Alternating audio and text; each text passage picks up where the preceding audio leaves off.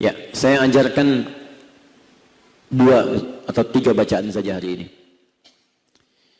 Ada bacaan yang spesifik dibaca setelah sholat, Bu.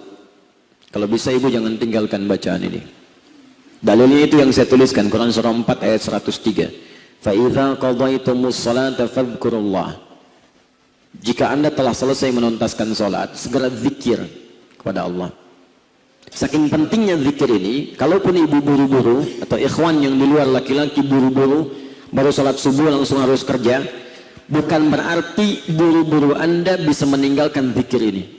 Kalau nggak penting, nggak mungkin disebutkan, Bu. Kata Allah, qiyaman, ayo boleh sambil berjalan. Wa qu'udan, sambil duduk di mobil, zikir. Wa ala junubikum, bahkan sambil tiduran kalau kondisi mesti berbaring. Saking pentingnya ini. Apa bacaan-bacaan itu? Ya. Pertama, istighfar.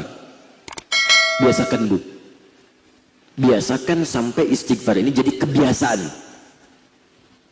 Awalnya dilatih setelah sholat 5 kali sehari. Makanya Nabi setelah selesai sholat, Assalamualaikum warahmatullah, Assalamualaikum warahmatullah, itu langsung berzikir pertama istighfar. Astaghfirullah, astaghfirullah, astaghfirullah. Ya, la ilaha illa huwal hayyul qayyum wa atubu ilaih. Allahumma antas salam, minkas salam, barakatuh ya dzal jalali wal ikram. Kalau mau disempurnakan kalimat agak panjang, jadi ada yang masih pendek cuman istighfirullah ya. Astaghfirullah, astaghfirullah, astaghfirullah. Itu versi pendek. Allahumma antas salam, minkas salam, tabarakta ya dzal jalali wal ikram. Versi agak panjangnya ada lagi di hadis lain. Astaghfirullahal azim, alladzi la ilaha illa huwal hayyul qayyum wa atubu ilaih. Ada. Disilahkan Ibu mau yang mana? Ya.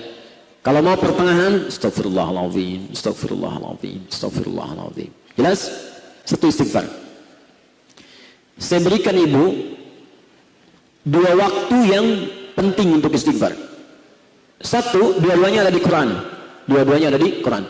Satu, pasca sholat, yang tadi. Istighfar ini penting pasca sholat untuk menutup kekurangan dalam sholat. Minta ampun sama Allah kalau tadi sholatnya nggak khusyuk. Minta ampun kalau ada yang kurang. Yang kedua, waktu menjelang sahar, subuh.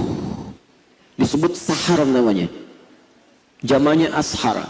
Itu ada di Quran surah ke-51 ayat 18. Wabil ashari hum. Ada orang-orang yang kebiasaan sebelum subuh itu istighfar. Katakan ya, astagfirullah, astagfirullah, astagfirullah, astagfirullah, astagfirullah. Nah kalau nanti jadi kebiasaan, mau duduk, astagfirullah, kadang refleks, ya masuk mobil, astagfirullah, astagfirullah, astagfirullah, bismillah, minum, refleks. Berbahagialah kalau ibu sudah bisa refleks istighfar dalam setiap keadaan. Maka berita gembiranya, satu, orang yang rajin istighfar akan dijaga oleh Allah dari perbuatan maksiat. Akan dijaga. Begitu akan berbuat maksiat, itu jangan kerjakan, palingkan mata, jangan dengarkan oleh telinga. Gak enak, gak nyaman. Yang kedua, cepat dikabul doa. Doanya cepat dikabul. Bonusnya yang ketiga, cenderung tentram ke hati. Hatinya tenang. Lihat begini, astagfirullah, ya, serahkan pada Allah, tenang. Lihat anak kurang berkenan, astagfirullah, mungkin saya yang salah, tenang. Lihat suami mungkin kurang berkenan, astagfirullah, astagfirullah. Saya lihat ibu, astagfirullah. Oke. Saya kayaknya dapat kacamata, astagfirullah. Ibu lihat saya, astagfirullah. Istighfar itu tidak harus selalu menunjukkan dosa, tapi menunjuk pada ketawaduan, kepasrahan dan sebagainya. 2. Dan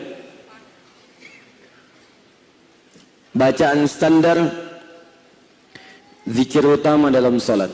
Subhanallah, alhamdulillah, Allahu akbar. Kalimat thayyibah. Salat itu latihan.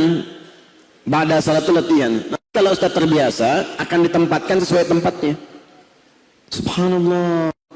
Begitu dapat rezeki, alhamdulillah. Ada sesuatu kejadian tertentu, Allahu akbar, Allahu akbar. Otomatis sesuai tempatnya nanti.